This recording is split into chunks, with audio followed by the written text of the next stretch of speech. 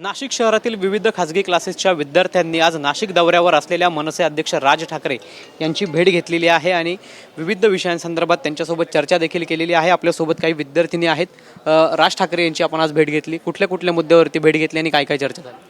आम्ही सरांना विचारलं नाशिकच्या खड्ड्यांबद्दल, जे आम्हाला म्हणजे इथे डेव्हलपमेंटच्या जागी डिग्रेडेशन होतं आहे नाशिकचं। आणि पंचवटी एरियामध्ये ते बोलले की कुंभमेळा असणार आहे, तर गोदावरीच्या साईडचे कोणतेच रस्ते हे चांगले अजूनपर्यंत बनवलेले गेले नाही आहे। सगळीकडे मोठमोठे खड्डे आहे आणि जिथे आम्हाला जाण्यासाठी 10 ते 15 मिनटं लागतात, तिथे 45 मिनटं ते 1 तास लागून येतो। पण ह्या खड्ड्यांवर अजूनही कोणी नीट ॲक्शन घेतलेली नाही आहे, हे आम्ही सरांना सांगितलं आणि सर बोलले की आम्ही यावर नक्कीच ॲक्शन घेऊ। थँक्यू। आणखी कुठल्या कुठल्या मुद्द्यांवरती चर्चा झाली? काय आपण एक्झाम संदर्भात देखील बोललेलं आहे? हो, एक्झाम संदर्भात पण बोललो आणि जसं की सगळ्यात महत्त्वाचा मुद्दा आहे, 4 वर्ष इंजिनिअरिंगची डिग्री पास झाल्यानंतर प्लेसमेंटसाठी मुलांना खूप अडचणी येतात। प्लेसमेंट या फक्त ऑल ओव्हर महाराष्ट्रासाठी नागपूर, पुणे, मुंबई याच ठिकाणी अवेलेबल आहेत। मग इथेच सगळेजण गर्दी करतील तर मग बाकीच्या शहरांमध्ये पण व्हायला पाहिजे ना। जर नाशिकसारखे सिटीज आहेत, छत्रपती संभाजीनगर आहे, या ठिकाणी जर प्लेसमेंट अवेलेबल झालं तर तिथे राहूनसुद्धा लोक जॉब करू शकतात आणि त्यांना चांगल्या अपॉर्च्युनिटीज मिळतील।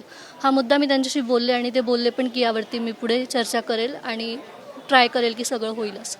आणखी ते असं कुठल्या मुद्द्यावरती त्यांनी तुमच्यासोबत चर्चा केली? काही नाही, ते आमचं टायप क्लासेसबद्दल विचारलं आणि ते बोलले की आम्ही जे मुद्दे मांडले त्याच्यावर मी नक्कीच ॲक्शन घेईल, हे त्यांनी आम्हाला सांगितलेलं आहे आणि आम्हाला पूर्ण त्यांच्यावर विश्वास आहे। आणखी कुठले विषय ते पेपर लीक संदर्भात वगैरे देखील काही चर्चा झाली तुमची? काय नेमकं ते बोलत?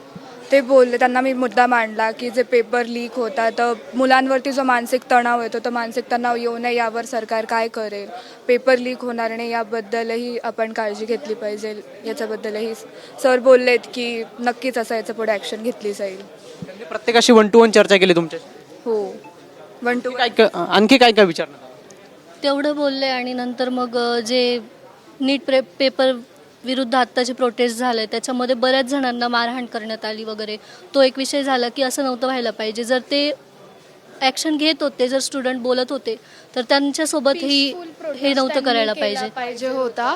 त्यांनी पीसफुलच्या जागी मारहाण केली आणि मुलींवर पण तुम्हाला जसं माहिती आहे की त्यांचे लिटरली कपडे वगैरे फाडले गेले होते, तर इतकं त्यांना मारलं होतं। हे चुकीचं आहे, मग आम्ही त्यांना सांगितलं वगैरे। आणि कॉक्रोच हे आम्हाला बोलण्यात आलं आहे, खरंच की आम्ही कॉक्रोच आहे का असं आम्ही त्यांना बोललं। ते बोलले की त्यांनी आम्हाला असं इन्स्पिरेशनच दिलं आहे, इन्स्पायरच केलं आहे, मोटिवेट केलं आहे आणि आम्ही खूप थँकफुल आहेत की त्यांनी आमच्यासोबत चर्चा केली। त्यांनी कोणाशी फोनवरती संवाद साधलाय? नेमकं कोणाला त्यांनी फोन वगैरे लावला? तसं तर काही आयडिया नाही आहे, बट बोलले झालं आहे त्यांचे पुढे। आपण जर बघितलं तर आपल्यासोबत एक खासगी कोचिंग क्लासेसचे शेकडो विद्यार्थी आहेत जे आज नाशिक दौऱ्यावर असलेल्या मनसे अध्यक्ष राज ठाकरे यांची भेट घेण्यासाठी आलेले होते। नाशिकच्या शासकीय विश्रामगृह येथे या विद्यार्थ्यांनी भेट घेतलेली आहे। नेट पेपर फुटी प्रकरण असेल, त्याचबरोबर नाशिक शहरातील खड्डे असतील, विविध मुद्द्यांवरती या विद्यार्थ्यांशी 1 to 1 चर्चा केलेली आहे। त्यांनी काही मार्गदर्शन देखील केलं असं या विद्यार्थ्यांकडून आपल्याला सांगण्यात आलं। कॅमेरा पर्सन आकाश येवलेसह पवन येवले, TV9 मराठी, नाशिक।